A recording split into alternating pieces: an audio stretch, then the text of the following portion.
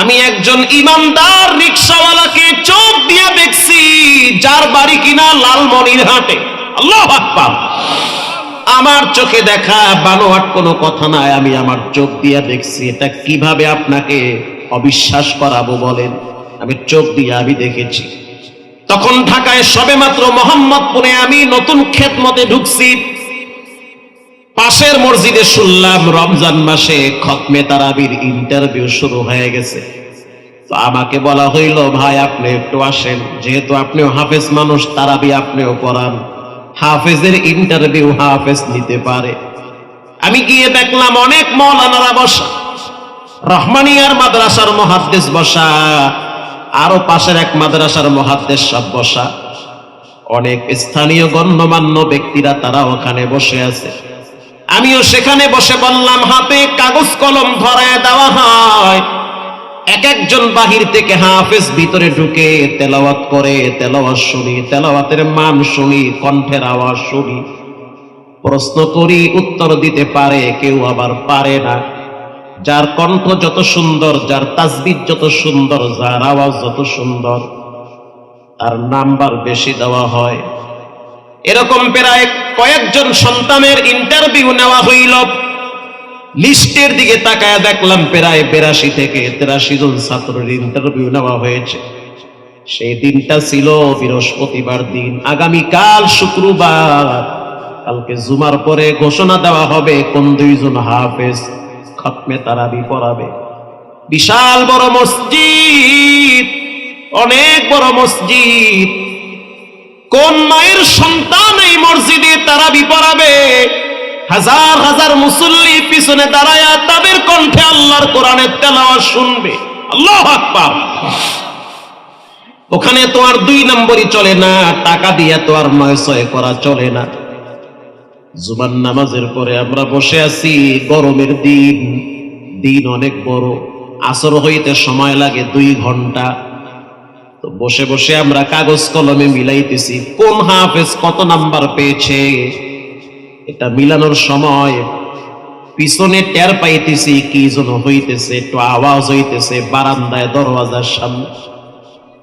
কে যেন দরওয়াজায় নক করেছে, দরওয়াজা লাগানো। খাদেম দৌড়ায় গেল দরওয়াজার কিনারায়, জানলার ফাঁক দিয়ে তাকায় দেখলো ছোট 2টা বাচ্চা দরওয়াজায় নক করেছে। খাদেম বলতে আছে, কেন আসছো তোমরা? গুরুত্বপূর্ণ মিটিং চলতেছে, দূরে চলে যাও। বাচ্চা 2টার বয়স কত হবে? 14-15 হতে পারে, সেম দেখতে, কিন্তু পোশাক আদি তেমন মানায় না। খাদেম যখন বলল কেন আসছো, বাচ্চা 2টা জবাব দিল, আমরা 2 জনে আসছি আল্লাহর কোরআনের খতমে তারাবির ইন্টারভিউ দিতে। খাদেম একবার পায়ের দিকে তাকায়, আর একবার চেহারার দিকে তাকায়। এ তো মানায় না, চেহারা সুরত তেমন সুন্দর না, পোশাক আদির কন্ডিশন তেমন ভালো না।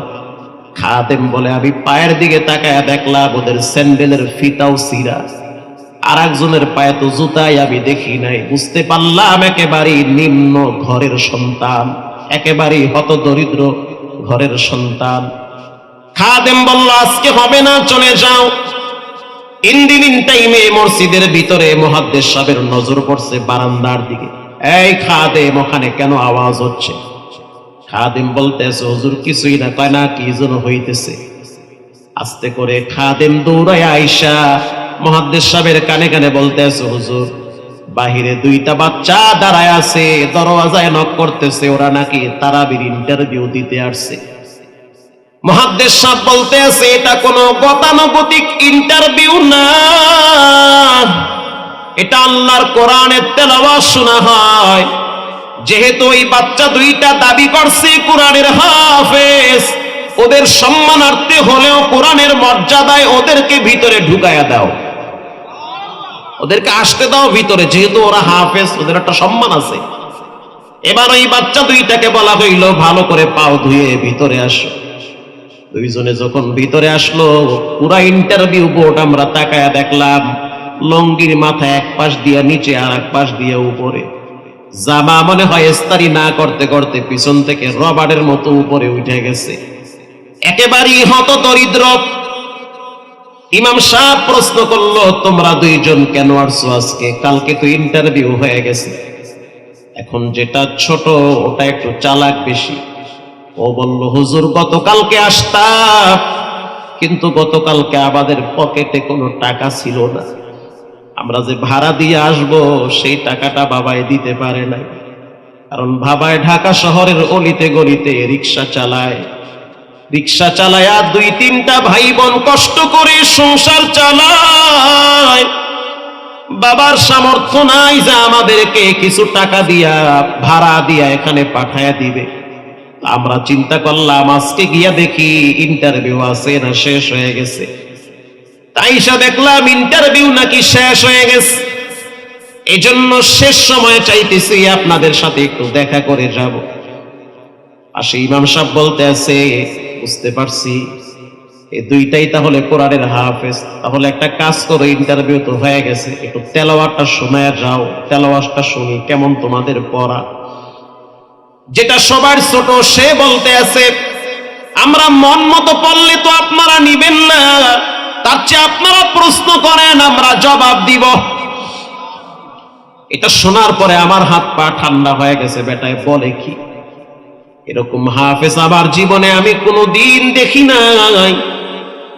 এত অল্প বয়সে ওপেনে বলতে পারে, প্রশ্ন করেন আমি উত্তর দিব। বুঝতে পারলাম ভিতরে মাল শক্তভাবে জমা আছে। এবার পাশে যিনি শিল্পপতি, মসজিদের মতো আনলি হাজী সাহেব মানুষ, কেবলমাত্র হজ কইরা আসছে কয়েক বছর আগে, রমজান মাসে গতবার উমরায় ছিল। এখনো পর্যন্ত তার কোরআনের আওয়াজ তার কানে ভাসতেছে। সে বলতেছে, হাফেজ সাহেব আপনি একটু প্রশ্ন করেন, দেখি উত্তর দিতে পারে কিনা। মুহাদ্দিস সাহেব বলতেছে, প্রশ্ন করে আগে তেলাওয়াতটা শুনুন। এবার ছোটটাকে প্রশ্ন করা হইল, তুমি একটু তোমার মন মতো তেলাওয়াত করো। ছোট সন্তানটা সূরা বানী ইসরাঈল থেকে তেলাওয়াত শুরু করল। সুবহানাল্লাযী আসরা বিআবদিহি লাইলাম মিনাল মাসজিদিল হারাম লাইলাম মিনাল মাসজিদিল হারাম ইলাল মাসজিদিল আকসা الذي باركنا حوله لنريه من آياتنا إنه هو السميع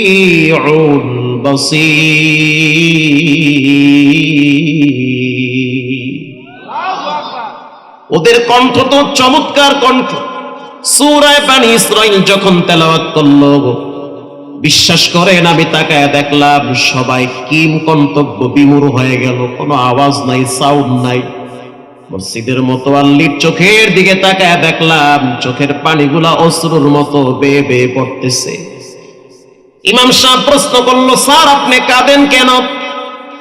মসজিদের মতো আল্লি সাহেব বলতে আছে, আমি মনে হইতেছি বাইতুল্লাহ দাঁড়াই আছি আর আল্লাহর কোরআনের তেলাওয়াত আমি মক্কায় দাঁড়ায় দাঁড়ায় শুনতেছি। এত চমৎকার আওয়াজ আমি জীবনে শুনি না, এত সুন্দর তেলাওয়াত। এবার তাকে প্রশ্ন করা হয়, যেখান থেকেই প্রশ্ন করা হয় সেখান থেকে পৃষ্ঠা ঠেকায়া দেয়।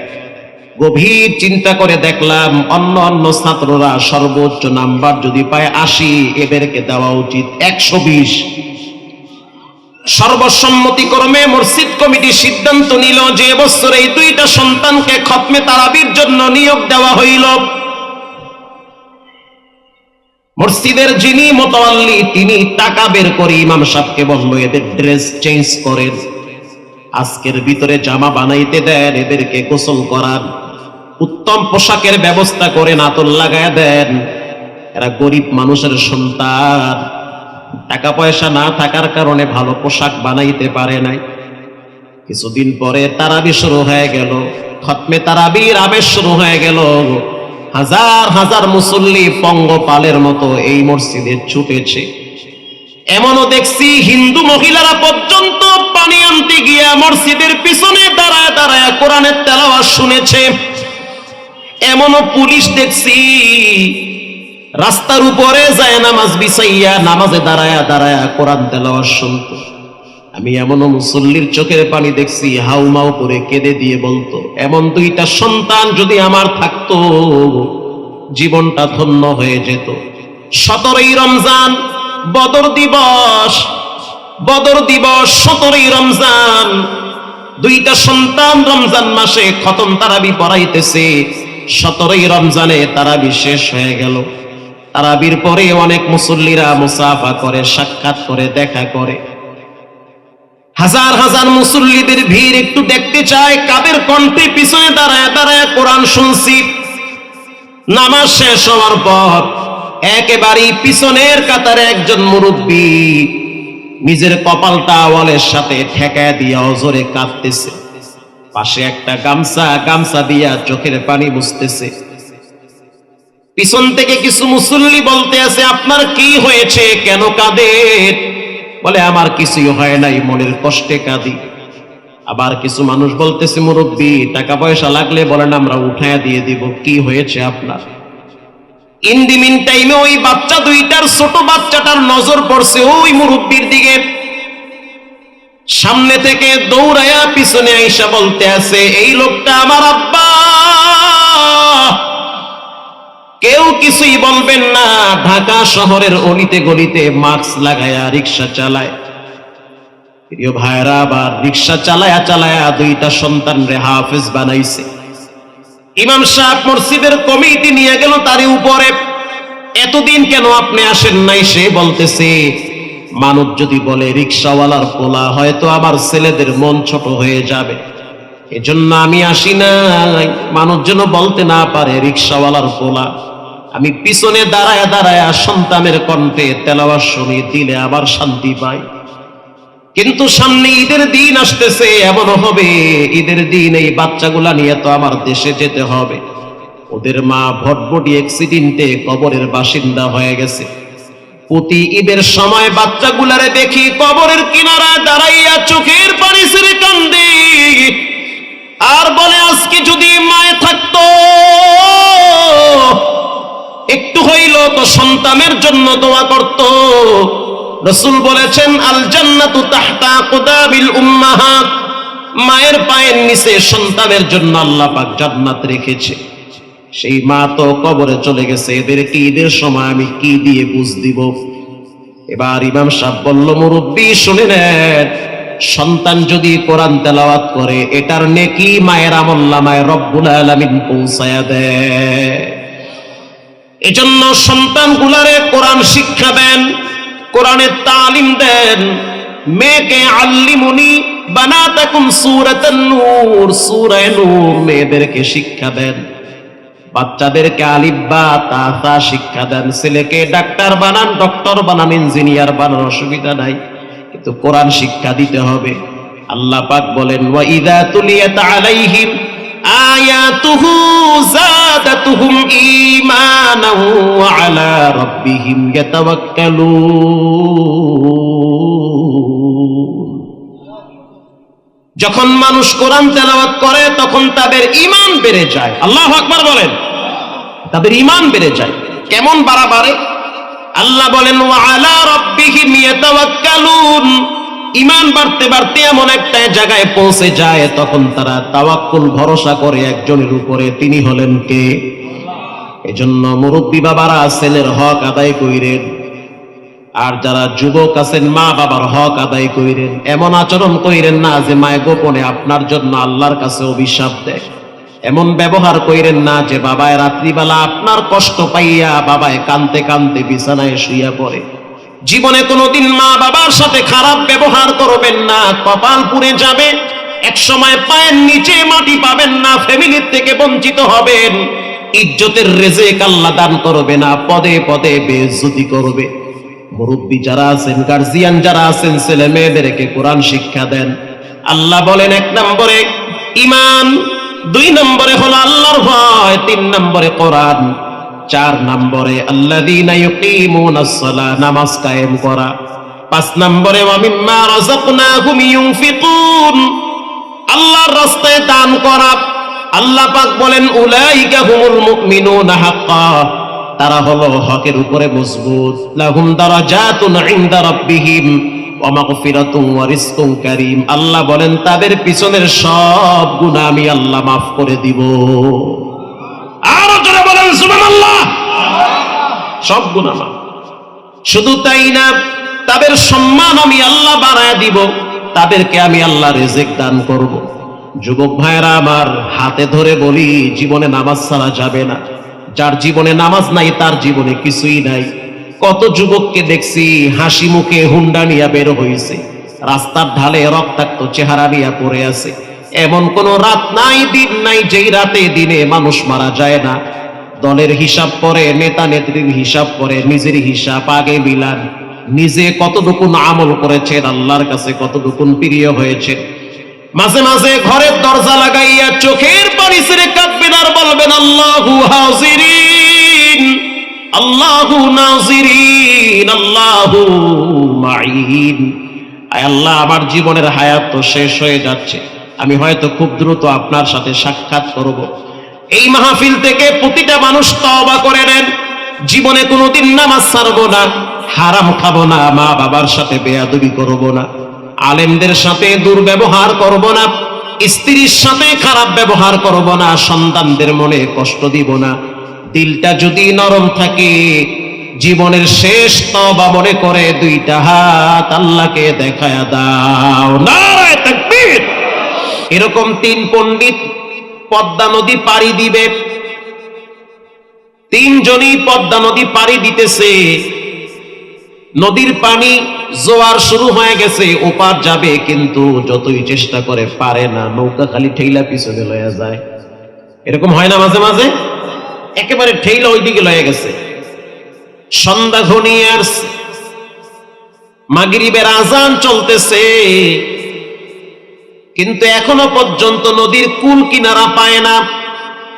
পদ্মা নদীর মাঝখানে যখন মানুষ থাকে তখন ডানে বামে কিছুই দেখা যায় না, মনে হয় যেন আকাশটা পানির সাথে মিশে আছে।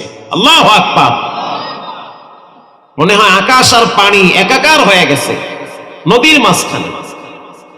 এবার এই 3 বন্ধুর কলিজার ভিতরে মরণের ভয় ঢুকছে। এই বুঝি আমাদের মরণ চলে আসলো। আবার মাঝে মাঝে তুফানেও বাড়ি দেয়।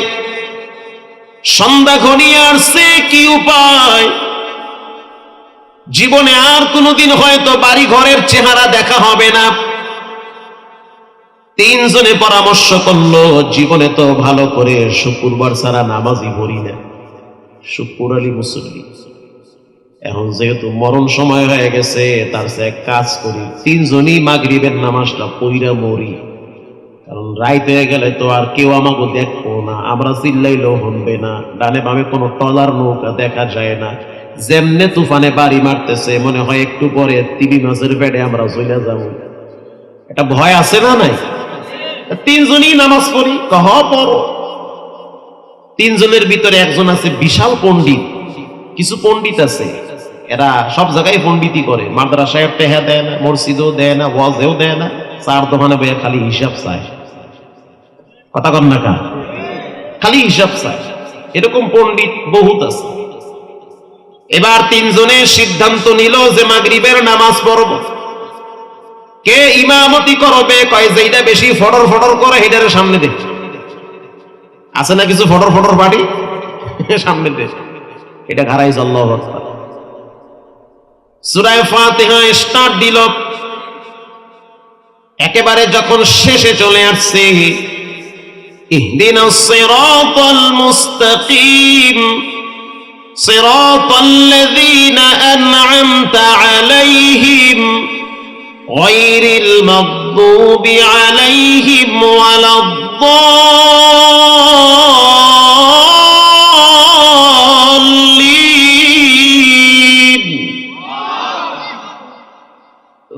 একটু পরে আমি চিন্তা করি কোন সূরাটা স্টার্ট দেব। পিছনে যেই 2টা খারাইছে, এই 2টাও কিন্তু পণ্ডিত, এই 2টাও কিন্তু মহাপণ্ডিত। এই শুক্র আলী মুসল্লি, এই 2টাও খালি জুমার দিন যায়, বাকি দিন মসজিদে যায় না। আজকে মরার ডরে মাগরিবের নামাজ পড়ে। লঞ্চে যখন বরিশাল যায় তখন কিন্তু দেখি কিছু পার্টি আছে টাস খেলায়, যেই তুফানে বাড়ি মারে টাস টোস ফালাইয়ে টুপি মাথায় দিয়ে নামাজে খারাপ। কথা ঠিক না বে ঠিক? এরকম পার্টি বহুত আছে। এখন বেচারায় প্রথম রাকাতে শুরু করছে কুল ইয়া আইয়ুহাল কাফিরুন, সূরা কাফিরুন। যেই কইছে কাফিরুন, বড় একটা তুফান আয়া মারছে নৌকায় বাড়ি, জ্বরে বক মরে। কিও ফকিরের, ও এটাও দেখি বোঝেন আপনারা, জ্বরে বক মরে ফকিরের কেরামতি বাড়ে, ফকিরের কেরামতি বাড়ে। তুফানে যখন বাড়ি মারছে, পিছনে তো এই দুইটা পণ্ডিত একটা আর একটা এরকম ধাক্কা দিয়ে গায়ে সোজা হইয়া খারাস, তুফানে বাড়ি মারছে। নামাজ আছে? কথা কন না কেন? পাঁচ ওয়াক্ত নামাজ তো পড়ে না, নামাজের নিয়ম তো বোঝে না, ধাক্কা মারাই স্বাভাবিক। পাশের দেখা নামাজে কথা কইলে নামাজ থাহে, এত কথা বাবা চুপ কর। আল্লাহু আকবার। ইমাম সাহেব ও কথা কইছে কইছে, তুই কইছো কা? নামাজ আছে? এখন পিছনে দুইটা মিললে তুই এত সূরা তুই কাফিরুন সূরা ধরছো কা? সূরার কি অভাব পড়ছে? এমনি আল্লাহ কাফিরের উপর খেপা। এই বিপদের সময় এই সূরা মানুষে পড়ে, সূরার খুঁজে পাইলি না, কাফিরুন সূরা ধরছো। কইতেছে মোর তো কিছু মনেই নেই, মই এই তুফানের বাড়ির ঠেলায় সব ভুলে গেছি। তুই চিন্তা করছে আল্লাহ এই শীতের মধ্যে তুফানে বাড়ি মরি মাইরা মোরা যে কই জামু এই চিন্তাই বাঁচি না, মোহে আইছে কাফিরুন পড়ে লাইছি। বলেন এরকম নামাজ পড়লে নামাজ থাকে? নামাজ থাকে না। বকুন চুস্তি নামাজে পাঞ্জে গানা ফাওয়াইলুল লিল মুসাল্লিন আল্লাযিনা। কিয়ামতের ময়দানে সর্বপ্রথম নামাজের হিসাব নিবেন কে? আল্লাহ বলবে নামাজের হিসাব দাও বান্দা। কেমনে হিসাব দিবে? কবরের প্রথম প্রশ্ন হবে মান রব্বুকা। রবের বাস্তব প্র্যাকটিস হয় নামাজের মাধ্যমে। যুবক অনুরোধ করে বলি, কখনোই নামাজ ছাড়া যাবে না। যখন একটা মানুষ সূরা ফাতিহা শেষ করে অন্য সূরা মিলায়া রুকুতে যায়, রুকুর একটা দোয়া আছে না নাই? সুবহানা রাব্বিয়াল আযীম। ও কুড়িগ্রামের মুসলমান বলেন, এখানেও রব আছে না নাই?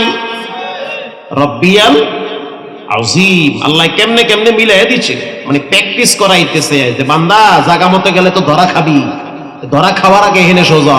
ঠিক না ব্যাঠি? প্র্যাকটিস না করায় জায়গা মতো ছাইরা দিলে বল খুঁজেই পাইবে না, দেখবেই না সই। এবার যখন সামি আল্লাহু লিমান হামিদা বলে সোজা হয়ে দাঁড়ায়, তখনও তো একটা দোয়া আল্লাহ শিখিয়ে দেয়, রব্বানা লাকাল হামদ। বলেন রব আছে না নাই? ওহ, আল্লাহর চেয়ে দয়াময় কে আছে বলেন? আল্লাহ চায় না বান্দা আযাবে পড়ুক, ঝামেলায় পড়ুক, কবরে যাইয়া ফিদা খাক, এটা আল্লাহ চায় না। এরপরে যখন আপনি সিজদায় লুটিয়ে পড়বেন, সিজদায় যাওয়ার পর আপনার জবান থেকে একটা তাসবিহ বের হয়, একটা দোয়া বের হয়, সুবহানা রাব্বিয়াল আ'লা। বলেন এখানেও রব আছে না নাই? এখানেও রব। নামাজ শেষ হওয়ার পর আপনার মনে চাচ্ছে আমি একটু আল্লাহর দরবারে দোয়া করি। জীবনে কত অপরাধ করেছি কেউ দেখে নাই, রাতেও করছি দিনেও করেছি, অপরাধগুলো আল্লাহ ইজ্জতের চাদর দিয়া ঢাইকা রাখছে। একটা পাপ যদি ফাঁস করত, লজ্জায় ঘরে মুখ দেখানো যাইতো না। এখন আপনি দোয়া শুরু করলেন, সেই দোয়া আল্লাহ শিখাইয়া দেয়, রব দিয়া স্টার্ট দেয়, নাহলে কিন্তু কবরে গেলে ফিরে খাবি। ربنا ظلمنا أنفسنا وإن لم تغفر لنا وترحمنا لنكونن من الخاسرين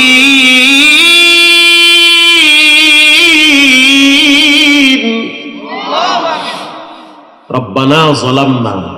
আয় আমার রব, আমি আমার নফসের উপরে জুলুম করছি। বলেন এখানেও রব প্র্যাকটিস আছে না নাই? এখানেও রব। এরপরে আপনি আবার দোয়া করলেন মায়ের জন্য, বাবার জন্য। কারণ বান্দার একটা বৈশিষ্ট্য, যখন দোয়া করে অটোমেটিকলি মায়ের কথা তার মনে পড়ে যায়। যদি মা কবরে থাকে, মৃত মায়ের চেহারাটা বান্দার চোখের সামনে ভাসে। আল্লাহ মনে করায় দেয়, নিজের জন্য দোয়া পরে কর, মায়ের জন্য দোয়া আগে কর। তখন আপনার রব আপনাকে শিখায় দিতেছে, রব্বির হামহুমা কামা রব্বায়ানি সগীরা। আল্লাহ বলে এখানেও রব দিয়ে স্টার্ট দাও, কারণ একটু পরেই তো কবরে রব শব্দটা কাজে আসবে, ঠিক না বেঠি? এই জন্য আজকের এই বয়ান শোনার পরে যদি কেউ নামাজ ছেড়ে দেন, তাহলে লেখা রাখেন নিজের কপাল নিজে পড়বেন, নিজের পায়ে নিজে কুড়াল দিবেন। অনুরোধ করে বলি, একটা মানুষও নামাজ ছাড়তে পারবে না। প্রতিদিন 5 ওয়াক্ত নামাজ আমরা পড়বো ইনশাআল্লাহ। বলি আল্লাহ আমাদের সকলকে কবুল করুক, জোরে বলেন আমিন। আমি কিন্তু পানি খাইতেছি, আবার মনে করেন না আমি চা খাই। কষ্ট হচ্ছে আপনাদের?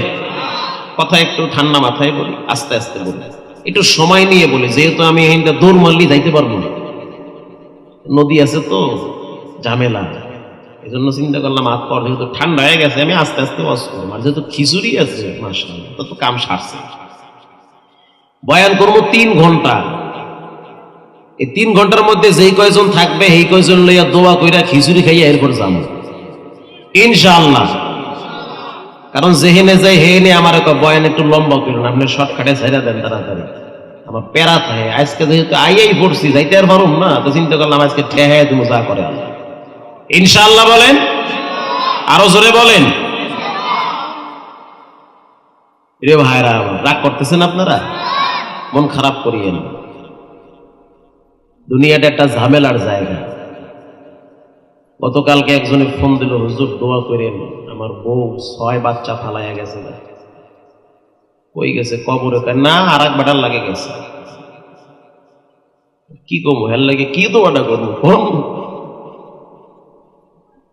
এর আগের দিন দেখলাম নাটোরে জামাইয়ের স্মরণের দোকান আছে, জামাইয়ের ঘুমের ওষুধ খাওয়াইয়া বউ স্মরণের দোকানে গিয়ে সব স্বর্ণ ব্যাগে ভইরা গেছে আর এক কোনার লাগে হিজরত করে। সুবহানাল্লাহ। আউযুবিল্লাহ না নাউযুবিল্লাহ? নাউযুবিল্লাহ। এই দোষ মহিলাগো না, দোষ পুরুষগো।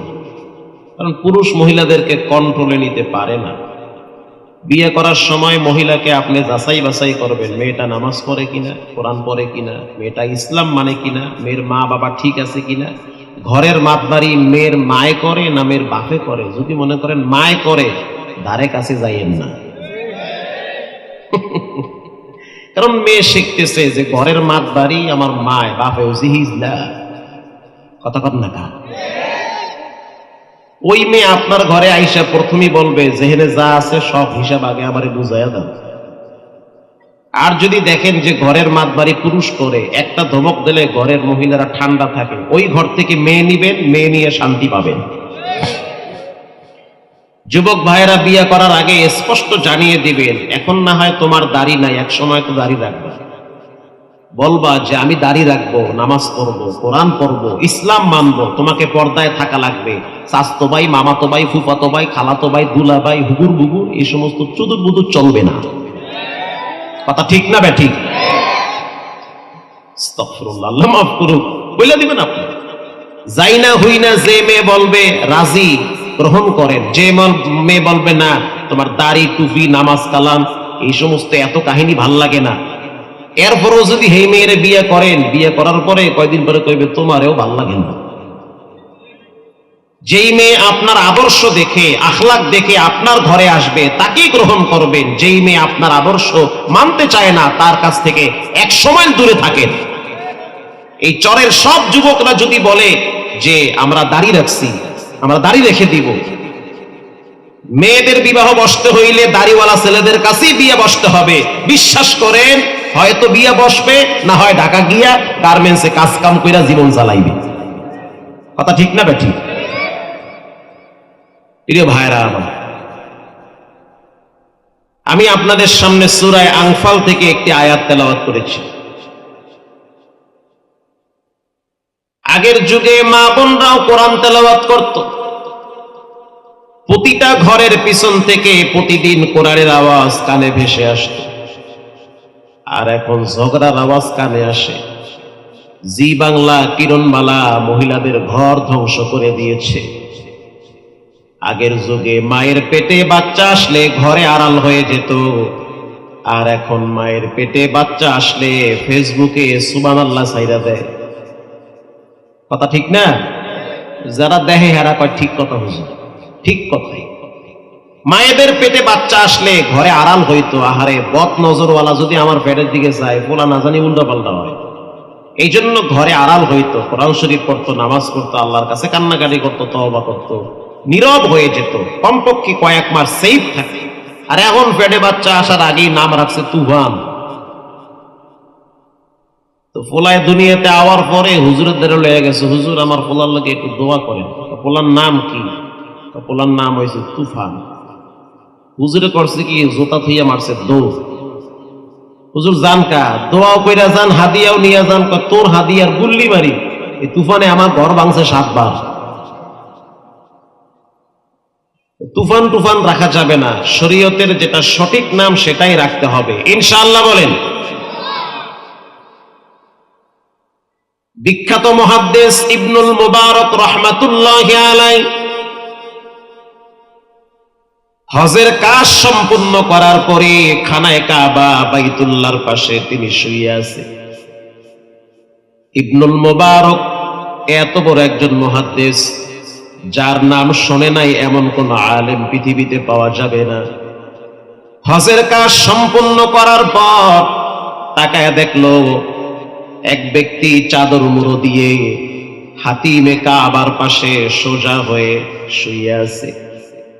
আব্দুল্লাহ বিন মুবারক কাছে গেল, যাওয়ার পরে সালাম দিল, আসসালামু আলাইকুম ইয়া আখি।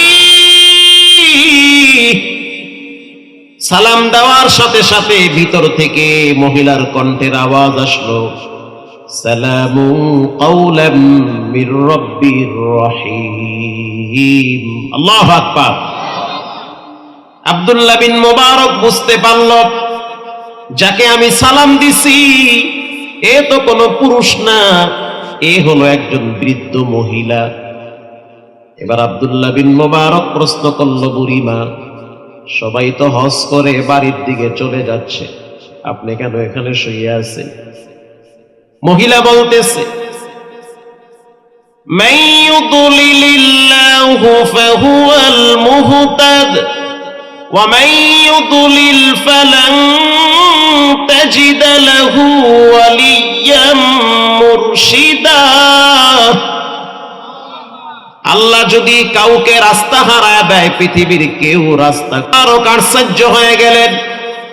আমি প্রশ্ন করি আমার ভাষায়, আর মহিলা কথা বলে কোরআনের ভাষায়। আল্লাহু আকবার। এবার আব্দুল্লাহ বিন মুবারক প্রশ্ন করল, বুড়িমা, এখানে কতদিন পর্যন্ত শুয়ে আছেন? বুড়ি এবার কোরআন থেকে আরেকটি আয়াত পরে জবাব দেয়। আরেকটি আয়াত পরে বুড়ি এবার জবাব দিতেছে, সালাসা লায়ালিন সাওয়িয়া, 3টা রাত অতিবাহিত হয়ে গেছে, 3 দিন আমি এখানে পড়ে আছি। আব্দুল্লাহ বিন মুবারক বলল, বুড়িমা কিছু খাইছেন? এবার বুড়ি বলতে আছে, আল্লাযী হুয়া ইউতঈমুনি ওয়া ইয়াসকিন। আমার রব আমারে খাবার খাওয়াইছে।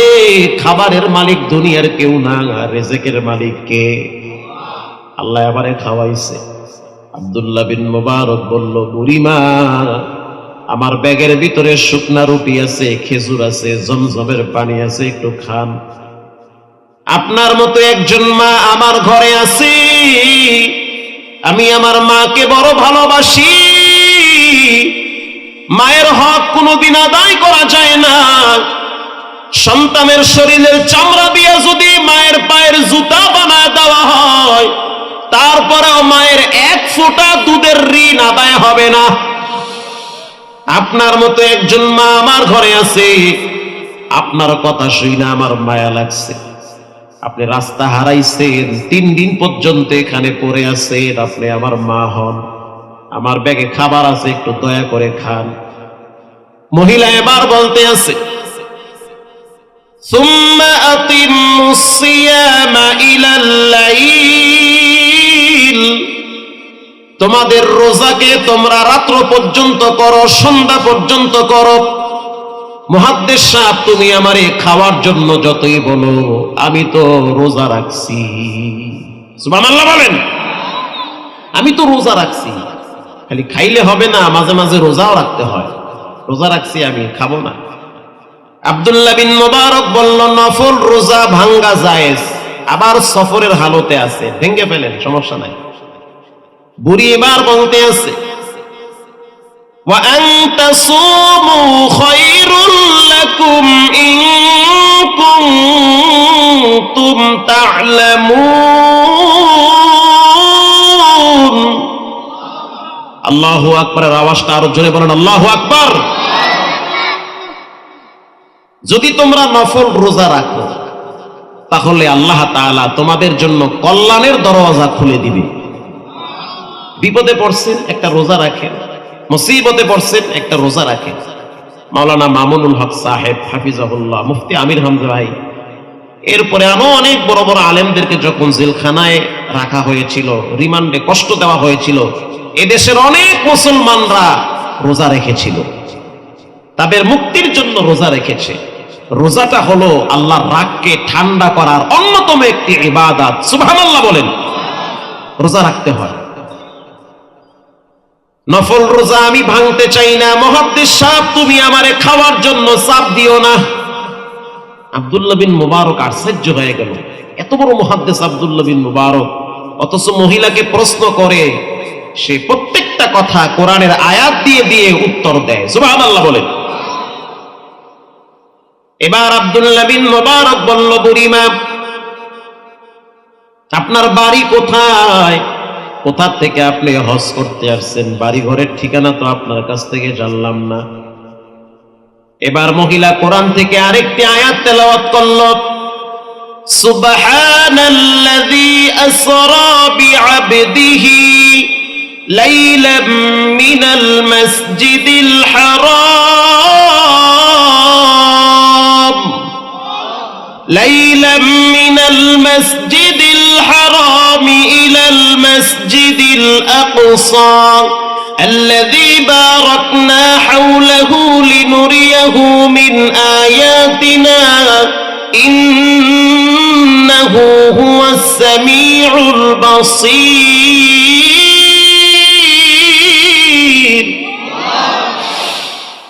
তলা বারাচে খুশি ও চেহারা হাফেজ সদর কোরআন খালি দিলার। যার সিনায় আল্লাহর কোরআন আছে, তার সিনাটা আল্লাহ পাক তাজা রাখে, মরলেও তার সিনার থেকে ঈমানের নূর চমকাইতে থাকে। এজন্য কোরআন তেলাওয়াত মাঝে মাঝে কইরেন, গীবত শিকায়াত কইরা মুখটারে নাপাক বানায়েন না, ফাঁকে ফাঁকে 2-4টা সূরা পড়বেন, একা একা হাঁটতেছেন 2-1টা আয়াত পড়েন, আল্লাহ পাক বরকত দিবে, জবানে নূর দান করবে, কলিজার ভিতরে শান্তি পাবেন। হাজারো অশান্তির মধ্যে আল্লাহর তেলাওয়াতে কলবকে আল্লাহ তাজা রাখবে। মহিলা বলতে আছে, আব্দুল্লাহ বিন মুবারক, আমার বাড়ি হলো বাইতুল মুকাদ্দাসে, হজ করার জন্য আসছি মসজিদুল হারামে। আব্দুল্লাহ বিন মুবারক বলল, সুবহানাল্লাহ বলেন কি? আপনি তো ইব্রাহিম নবীর দেশের মানুষ, আপনি তো জাকারিয়া নবীর দেশের মানুষ, তাই না? আপনি তো দাউদ নবীর দেশের মানুষ, আপনি তো সুলাইমান পয়গম্বরের দেশের মানুষ। আল্লাহু আকবার। আপনি পূর্ণ ভূমির মানুষ, এ তো সাধারণ জেনতন মহিলা না। এবার আব্দুল্লাহ বিন মুবারক বলল, বুড়িমা, আপনার কোরআনের আওয়াজ শুনে আমার কলিজা ঠান্ডা হয়ে গেছে। এত চমৎকার আপনার কণ্ঠে আল্লাহর কোরআনের তেলাওয়াত, এতই মজা লাগে, যত শুনি ততই আমার কলিজার থেকে গুনার জং আল্লাহ কেটে দেয়। খুব মজা লাগতেছে। আপনার বাড়ি যেহেতু বাইতুল মুকাদ্দাস, আসছেন হজ করার জন্য, মক্কায় রাস্তা হারায় ফেলাইছেন, এবার আমি চাই আমি আপনাকে আপনার গন্তব্যে পৌঁছায় দিতে। আমার একটা উট আছে, আপনি যদি আমার উটের পিঠে উঠেন, লাগাম ধরে টেনে টেনে টেনে টেনে আমি বাইতুল মুকাদ্দাসে আপনার বাড়িতে পৌঁছায় দিব। যদি আপনি রাজি থাকেন তাহলে বলেন, আমার উট রেডি আছে, উটের পিঠে তোষক আছে, জাজিব আছে, ঘর বানানো আছে, ভিতরে থাকবেন, আমি আপনাকে বাইতুল মুকাদ্দাসে নিয়ে যাব। বুড়ি মহিলা এবার এই প্রস্তাবকে গ্রহণ করলেন, কোরআন থেকে একটি আয়াত পড়লেন, ওয়া ইন তাফআলু মিন খায়রিন ইয়া'লামুহুল্লাহ, কেউ যদি কারো উপকার করে তার উপকার একজন করবেন, তিনি হলেন কে? তুমি আমার উপকার করবা, তোমার উপকার তোমার রব করবে। ভাইয়েরা আমার, মুরব্বী বাবারা, জীবনে পারলে মানুষের উপকার করেন, না পারলে ক্ষতি করিয়েন না। আপনি ক্ষতি করবে 1 আঙ্গুল, আপনার রব আপনারে দিবে 5 আঙ্গুল। আপনি একজনকে ধাক্কা মারবেন একবার, পিছনে আরো 10 জন দাঁড়ায় আপনাকে শক্তি দিয়ে ধাক্কা মারবে 10 বার। এজন্য পারলে উপকার করেন, না পারলে মিষ্টি কথা বলে সামনে এসে বিপদে পালাবার চেষ্টা করবেন না। পারলে সালাম দেন, না পারলে দূরে যান, কাছে আইসা বেয়াদবি করা যাবে না। পারলে উপকার করেন। তুমি যে উপকার করতে চাও এটা আমি গ্রহণ করেছি, হ্যাঁ অসুবিধা নাই, তোমার উটের পিঠে আমি উঠব, তোমার প্রস্তাব আমি গ্রহণ করেছি। এবার আব্দুল্লাহ বিন মুবারক উটের পিঠে উঠার জন্য যেই পা রাখার সামরি ছাড়া হয় ওটা ছেড়ে দিলেন। উঠেন, এখানে পা রাখেন, উপরে উঠেন। বুড়ি মানুষ উটের পিঠে উঠার জন্য যখন তার পাটা বাড়াইছে, আব্দুল্লাহ বিন মুবারক বুড়ি মহিলার পায়ের দিকে তাকায় আছে। মহিলার মাইন্ডে লাগছে, কেন আমার পায়ের দিকে সে তাকাবে? এবার বুড়ি মহিলা বলতে আছে, কুল্লিল মুমিনিনা ইয়াগুদ্দু মিন আবসারিহিম, ও আব্দুল্লাহ বিন মুবারক, তুমি তোমার চোখগুলাকে নিচের দিকে নামাও অথবা দূরে সরাও। আব্দুল্লাহ বিন মুবারক আশ্চর্য হয়ে গেলেন, আমি তো বুড়ির মহিলা পায়ের দিকে তাকাইয়া আছি, না জানি উঠতে গিয়া স্লিপ কাইটা পইরা যায়, না জানি কষ্ট পায়, না জানি ব্যথা পায়, এ কারণে পায়ের দিকে তাকাইয়া আছি।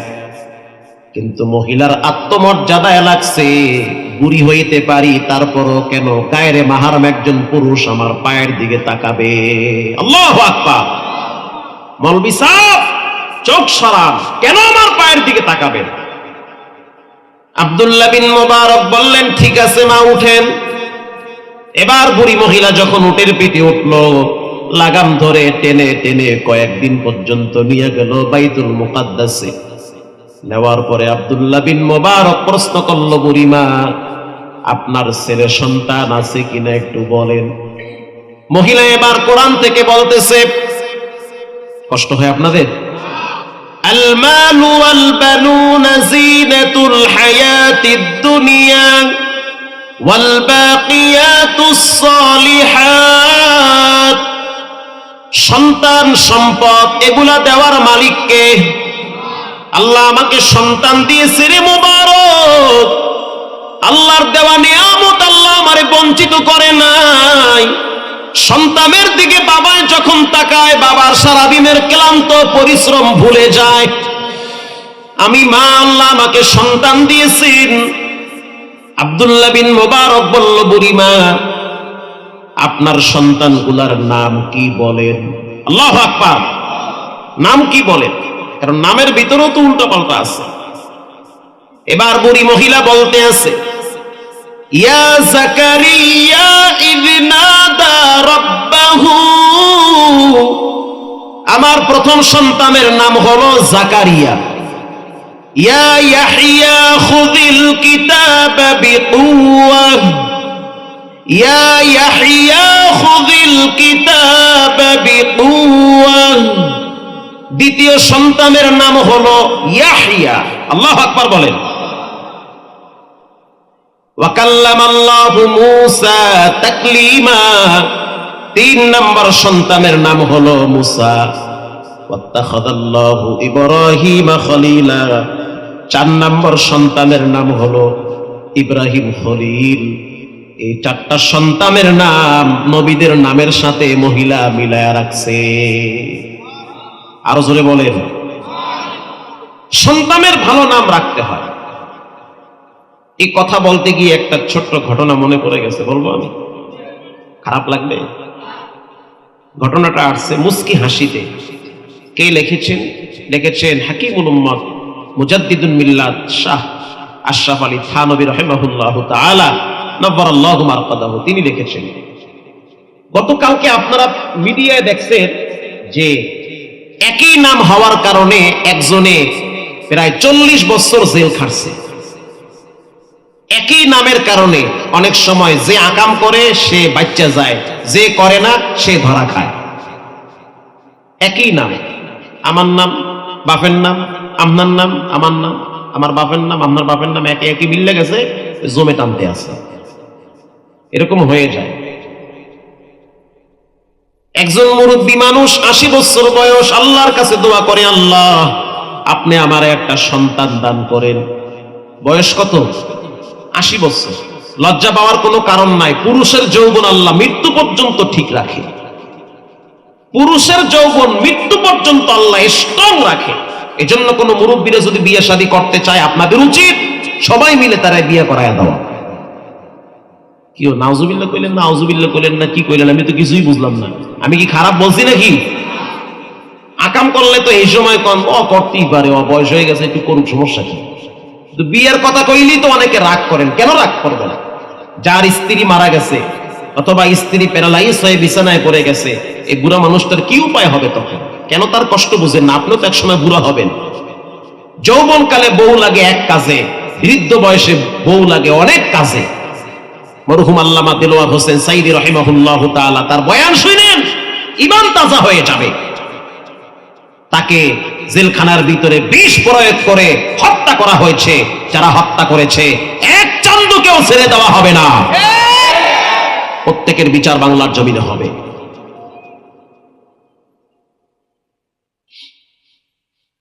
নবী করিম সাল্লাল্লাহু আলাইহি ওয়াসাল্লাম বলেছেন, কিয়ামতের ময়দানে লা ইউকাল্লিমুহুমুল্লাহু ইয়াওমাল কিয়ামাতি ওয়া লা ইউযাক্কিহিম। 3 শ্রেণীর মানুষের দিকে আল্লাহ তাকাবে না। এর ভিতরে আশ-শাইখুন জানিন, বৃদ্ধ জেনাকার, বৃদ্ধ জেনাকার, বুড়া জেনাকার, বয়স্ক জেনাকার আল্লাহ তাকাবে না। এই মুরব্বী, জেনা করলি কেন? আল্লাহ আমার তো বউ মরে গেছে, আমার তো যৌবন ঠিক ছিল, আমি কি করব? বিয়ে করো নাই কেন? ছেলে মেয়ে বিয়ে করতে গেলে রাগ করতো, রামদলায় দৌড় করতো, ধমক দিত, এই জন্য বিয়ে করতে দেয় নাই। আমি ধুকে ধুকে কষ্ট পাইছি। ডাকবে আল্লাহ ছেলে মেয়েদেরকে, তোমার বাপ কেন অপরাধ করলো? অপরাধ করেছি বিবাহ না করার কারণে। তোমার মায়ের প্রয়োজন ছিল, কেন তাকে বিবাহ করায়া দাও নাই? এই সমাজে জেনা ব্যভিচারকে সহজ ভাবে দেখা হয়, বিবাহটাকে কঠিন করে দেখা হয়। তা 80 বছর বয়সে আল্লাহর কাছে দোয়া করতেছে, আল্লাহ আমার একটা পোলা দেন। আল্লাহর সিদ্ধান্ত হয়ে গেছে, একটা সন্তান দিয়েছে। এলাকার মানুষ বলতে আছে, চাচা বুড়া বয়সে কাম তো গড়ায় ফেলাইছেন, মাশাআল্লাহ।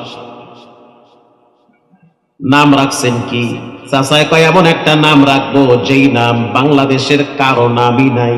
যুগের ভাষায় বললাম, দেশের কথা। এমন একটা নাম রাখবো যেই নাম কারো সন্তানের নাম নাই। কারণ সিজন ছাড়া যদি গাছে ফল হয়, সেই ফলের মূল্য কম থাকে না বেশি থাকে? বেশি থাকে না? এই সিজনে বাজারে কি আম পাওয়া যায় ভাই? এখন যদি কেউ 5 কেজি আম নিয়ে বাজারে বিক্রি করে, দাম কম হবে না বেশি হবে? অনেক বেশি হবে। দাম কত ভাই? কয় 1 কেজি 450। তাও মানুষে কিনবে। জিগায় কই পাইছো এই আম? সিজন ছাড়া ফল, মাশাআল্লাহ। কোন গাছের ফল এটা? বাড়ি কই তোমার? আবার সিজনে 5 কেজি 250। কথা ঠিক না? সিজনে দাম কম, আনসিজনে দাম কম না বেশি? বেশি। এবার মুরব্বীর সন্তান হয়েছে। এলাকার মানুষ বলল, সন্তানের নাম কি? কিছুদিন পরে মুরব্বী ঘোষণা দিয়েছে, সন্তানের নাম রাখছি আর পাইসনা। আর পাইসনা নাম রাখছে, আর পাইসনা। এলাকার মানুষ বলল, চাচা এটা কেমন নাম? কয় এই নামে তো এলাকায় কোনো নামই নাই, সিজন ছাড়া ফল আল্লাহ দিয়েছে, এজন্য আনকমন নাম রাখছে। সন্তান বড় হওয়ার পর নিয়ে গেছে মাদ্রাসায়, নেওয়ার পরে বলল হাফেজ সাহেব সন্তানরে ভর্তি করাইতে আনছি, মাদ্রাসায় ভর্তি করাবো, নাম লেখেন, ফর্ম ফিল আপ করেন। উস্তাদ বলল বাবা সন্তানের নাম কি? বলে সন্তানের নাম হলো আর পাস না। চাচা আমি একটু কানে কম শুনি, জোরে কম। আর পাস না। হাফেজ সাহেব বলতে আছে চাচা রাগ কইরেন না, এই নাম কিন্তু ভালো না, এই নামের কারণে কিন্তু বিপদ টানতে পারে, নামে নামে জমে টানে। কথা কন না কান? হ্যাঁ ঠিক কথা, নামে নামে জমেও টানে। মাদ্রাসার প্রিন্সিপাল সাহেব বলল হাফেজ সাহেব মুরব্বির সাথে কথা বাড়ায়েন না, যা বলে তাই লেখেন। লেখছে আর পাইস না। কিছুদিন পরে হঠাৎ মাদ্রাসার থেকে আর পাইস না হারায় গেছে, খুঁজা পাইতে আছে। এই বুড়ো বয়সে পোলা যদি হারায় যায়, বেচারার মন ঠান্ডা না করো, কষ্ট আছে না, অনেক কষ্ট। খুঁজতে খুঁজতে নদীর কিনারায় গেছে, নদীর কিনারায় গিয়া চিৎকার মারছে আর পাইস না, কোথাও আর পাইস না রে, পায় না। এক ব্যক্তি সকাল 10টা থেকে 12টা পর্যন্ত 2 ঘন্টা নদীতে জাল মারে, একটা মাছও পায় না। বলেন বেচারার মেজাজ ঠান্ডা না গরম? আরো জোরে বলেন। মাছ তো আমিও ধরি, 2-3 ঘন্টা জাল মারলে যদি একটা পুঁটি মাছও না ওঠে, মেজাজটা গরম হয়ে যায় না? মনে চায় জাল জল সিরিয়া খাইয়া লাই সব। একটা মাছও নাই, গেছে কই হেডি। মাছও খুব চালাক, জাল মারিয়ে হেনে মাছ ওই পারে গিয়ে মাথা উড়ে উড়ে আমরা এই জায়গায় আছি, ধরতে পারবো না। এদিকে স্ত্রী ঘরের ভিতরে মরিচ বাড়তে আছে, স্বামী আসবে মাছ নিয়া, এদিকে বেচারায় জাল মারে, একটা মাছও পায় না। হঠাৎ পিছন থেকে একজনে বলতে আছে আর পাস না। এই চিন্তা করতে সুরি আল্লাহ, এই বর্দোয়াটা দেখ এটা, এই জন্যই তো কই মাছ কিল লেগে জালে পড়ে না। জাল জল ফালাইয়া গিয়ে দেখতে আছে চাচাই ডাক মারছে আর পাইস না, তো মাছের গুল্লি মারি লইছে একটা বাঁশ নিয়ে বিসমিল্লাহ যারা ফিলন শুরু করছে। আপনার কি ক্ষতি করছি আমি? কেন আপনি বলেন আর পাইস না? আমি এমনি তো মাছ পাই না, আপনি কোন আর পাইস না? দুপুরের টাইমে হাফেজ সাহেব খাবার খাওয়ার জন্য যাইতেছে, আর তাকায় দেখলো মুরব্বিরে পিটায়া চ্যাপটা বানায় ফেলাইছে। হাফেজ সাহেব বলল বেয়াদবি করিস না, খবরদার, কেন আঘাত করলি? হুজুর এমনি তো মাছ পাই না। আরো কয় আর পাইস না। মুরব্বি কয় বাবারে আমি তো এজন্য বলি নাই আর পাইস না, আমার ছেলে হারায় গেছে। হাফেজ সাহেব বলতে আছে বাবা জান আমি কি বলি নাই, আলেম ওলামাদের কথা না শুনলে, কোরআন হাদিস না মানলে জায়গায় জায়গায় বিপদে পড়া লাগে। ওই সময় বলছি না নাম পাল্টান, নামের ভিতরে ফিরে ফিরে আওয়াজ পায়, কেন পাল্টান নাই? প্রিয় ভাইরা আমার, মহিলা যখন কোরআন থেকে সন্তানের নাম রাখছে, একজনের নাম ইয়াহিয়া, আর একজনের নাম জাকারিয়া, আর একজনের নাম ইব্রাহিম, আর একজনের নাম হলো মুসা। কয়টা হলো? 4টা। এবার আব্দুল্লাহ বিন মুবারক মহিলাকে প্রশ্ন করলো বুড়িমা আমি কথা বলি আমার ভাষায়, আপনি কথা বলেন কোরআনের ভাষায়, কারণটা কি? বুড়ি এবার কোরআন থেকে জবাব দিতেছে মা ইয়ালফিযু মিন কাউলিন ইল্লা লাদাইহি রাকীবুন আতীদ।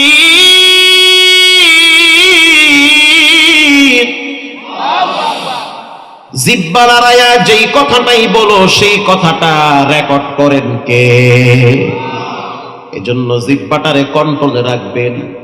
ওরে আব্দুল্লাহ বিন মুবারক শুনে নাও, জীবনের শেষ প্রান্তে চলে এসেছি, কখন না জানি আজরাইল আমারে ধাক্কা মাইরা কবরে ফালায়া দেয়।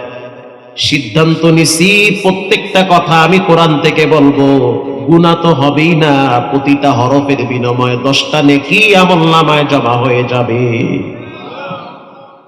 কোরআনের প্রতি কি পরিমাণ তাদের ভালোবাসা!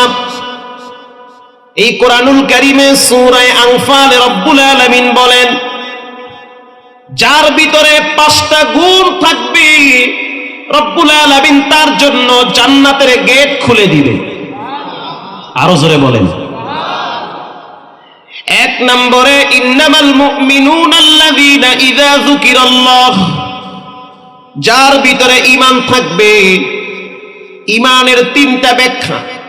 ইকরার বিল লিসান, জিহ্বা লড়ায়া মৌখিক স্বীকৃতি দেওয়া লাগবে। বিনা খুঁটিতে এত বড় আসমান ঝুলায়া রাখছেন কে? নদীর পানি ডাইনেও যায় বামেও যায়, মানুষের অর্ডারে যায় না, একজনের অর্ডারে যায়, তিনি হলেন কে? গাছের একটা পাতা পড়তে গেলে পারমিশন একজনের লাগে, তিনি হলেন কে? এটা হলো মৌখিক স্বীকৃতি, রবের প্রতি মৌখিক স্বীকৃতি। যা কিছু হইতেছে সবগুলো আল্লাহর অর্ডারে হয়। দুই নম্বরে তাসদিক বিল জানান, ঈমানের ব্যাখ্যা। মুখে বললে হবে না, অন্তরে বিশ্বাস করা লাগবে। পশু পাখিগুলাও তো রবের জিকির করে। আল্লাহ কোরআনে বলেন, তোমরা যেই পাখি দেখতে পাও সেই পাখিটা পাখা বিস্তার করে ঠোঁট নাড়ায়া আমি রবের জিকির করে। জমিনে তোমরা যা কিছু দেখতে পাও, যেই জমিনে বসে আছো, ইউসাব্বিহু লিল্লাহি মা ফিস সামাওয়াতি ওয়া মা ফিল আরদ, আসমান এবং জমিনের মাঝখানে যা আছে সবাই তাসবিহ পড়ে, জিকির করে একজনের, তিনি হলেন কে? হে মানুষ, তুমি এত বড় নাফরমান কেমনে হইলা? কাইফা তাকফুরুনা বিল্লাহ,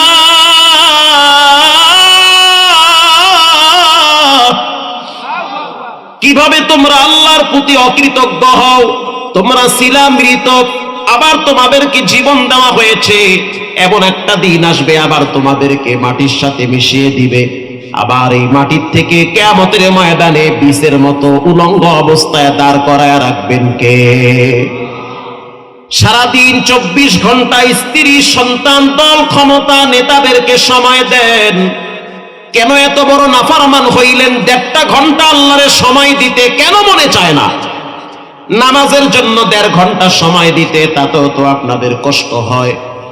আল্লাহ রাব্বুল আলামিন বলেন, যার ভিতরে 5টা গুণ থাকবে তার জন্য জান্নাতের গেট খোলা হবে। 2 নম্বরে তার জন্য ক্ষমার ঘোষণা হবে। 3 নম্বরে তার জন্য এমন জায়গা থেকে রিজিকের ব্যবস্থা করা হবে যা বান্দা কল্পনাই করতে পারবে না। 1 নম্বরের গুণ ঈমান। বলেন 1 নম্বরের গুণ কি? আরো জোরে বলেন কি? ঈমান। আল্লাহর নবী খায়বারের যুদ্ধে তাঁবুর ভিতরে বসে আছে। একটা দুর্গ এখনো পর্যন্ত দখলে নিতে পারতেছে না। সেই দুর্গের ভিতরে ইহুদিরা তাদের সৈন্য নিয়ে অপেক্ষায় আছে। ইহুদিদের সেনাপতি চিন্তায় পড়ে গেল, এই দুর্গ যদি মুসলমানরা জয় করে তাহলে তো আমাদের অস্তিত্ব থাকবে না। ওই দুর্গের ভিতরে একজন রাখাল ছিল, যার নাম হলো আসওয়াদ। আসওয়াদ নাম কি? আসওয়াদ। দেখতে কালো মানুষ। তার কর্ম হলো বকরিকে পানি খাওয়াইতো, উটেরে পানি খাওয়াইতো, বকরি চড়াইতো। আসওয়াদ চিন্তায় পড়ে গেল, এই দুর্গ অর্জন করার জন্য, দুর্গটাকে বিজয় অর্জন করার জন্য শুনলাম নাকি মদিনার থেকে নতুন একজন নবী আসছে, সেই নবীটাকে তাকে একটু দেখা লাগবে। আসওয়াদ এবার দুর্গ থেকে বেরিয়ে গেল। তার চিন্তা হইছে রাহমাতুল লিল আলামিনের চেহারাটা দেখবে। দুর্গ থেকে বেরিয়ে যাওয়ার পর সামনে একজন সাহাবীর সাথে সাক্ষাৎ হয়ে গেল। ওই সাহাবীর নাম হলো সাদ বিন আবি ওয়াক্কাস রাদিয়াল্লাহু তাআলা আনহু। আসওয়াদ এবার সামনে দাঁড়ায় বলতে আছে, এই তুমি কি তোমাদের নবীর সাহাবী সাদ বিন আবি ওয়াক্কাস? বলে হ্যাঁ। আমাকে একটু তোমাদের নবীর কাছে নিয়ে যাও, তার চেহারাটা একটু দেখতে চাই আমি। ওটা আরব কান্ট্রি যার ভয়েতে অস্থির হয়ে গেল।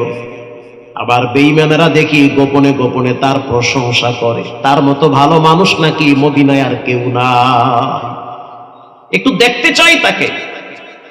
সাদ বিন আবি ওয়াক্কাস রাদিয়াল্লাহু তাআলা আনহু বলল, তুমি তোমার ছাগল নিয়ে কেমনে যাবা? তোমার ছাগল নিয়ে কেমনে যাবা? একা যাও। এবার আসওয়াদ বলতে আছে, হে বকরির দল, আমি মদিনার নবীর সাথে দেখা করতে চাইতেছি, তোমরা একটু আমার থেকে দূরে থাকো, যখন দেখা করে আসবো আবার আমার কাছে আইসো। বলার সাথে সাথে বকরির পালগুলা রাখাল থেকে একটু দূরে গিয়ে অবস্থান নিয়েছে।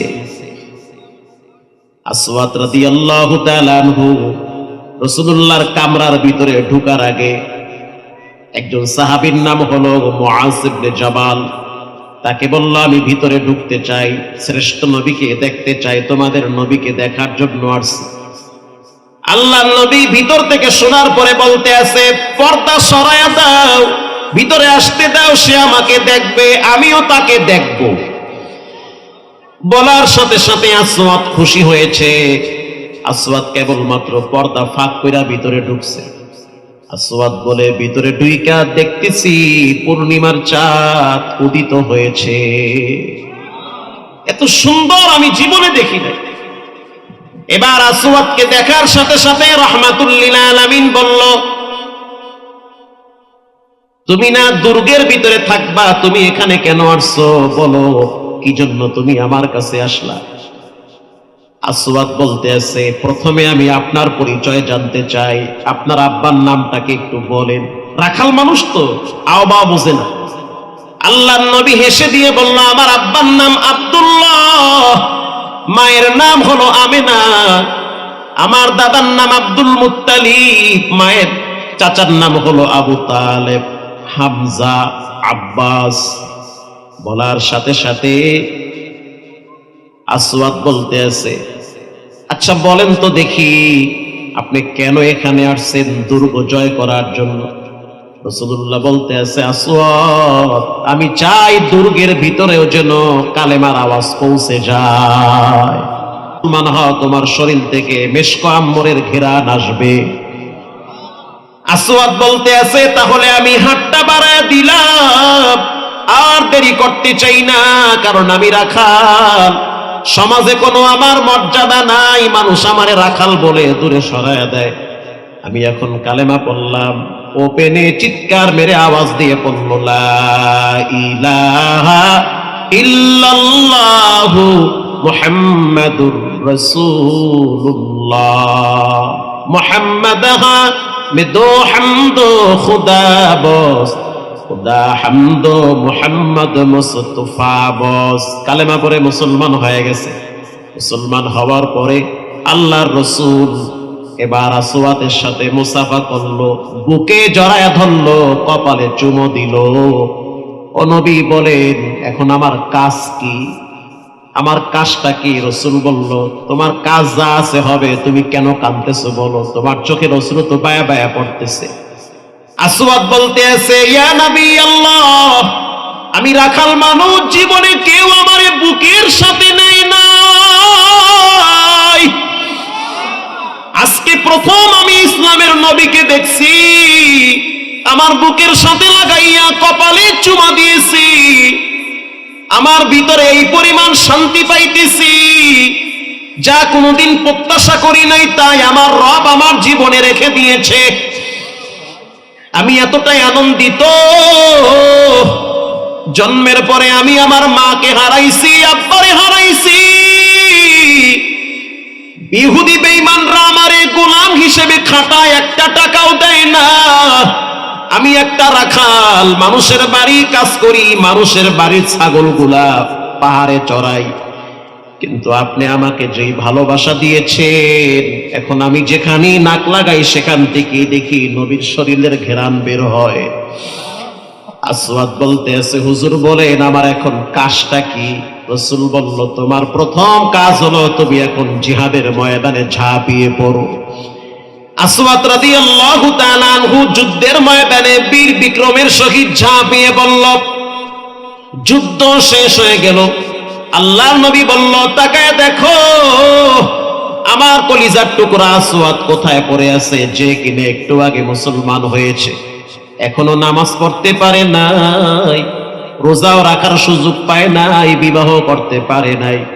সাহাবায়ে কেরাম খুঁজতে খুঁজতে কোথাও পায় না, তাকায়া দেখলো পাহাড়ের পাদদেশে একটা পাথরের উপরে তার রক্তাক্ত দেহটা পড়ে আছে। তাকে আস্তে করে নিয়ে নবীর সামনে পেশ করা হইল। আল্লাহর নবী তার চেহারার দিকে তাকায়া চেহারা ঘুরায় ফেলায় মুস্কি মুস্কি হাসে। হযরত আবু বকর ওমর ডেকে বলে, হুজুর আপনি কেন হাসেন?